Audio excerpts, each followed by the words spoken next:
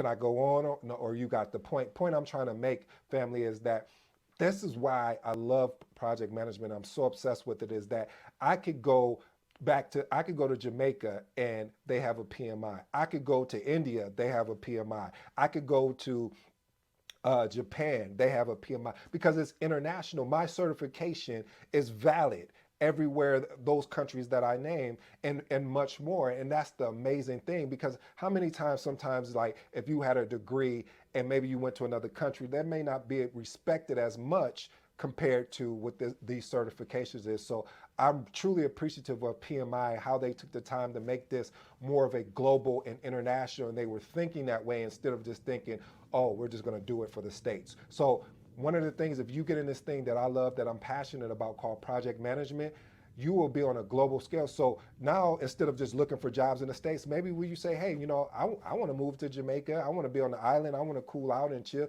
and have some beautiful weather consistently. You can go there and be an amazing project manager. Let's move on to point number 7.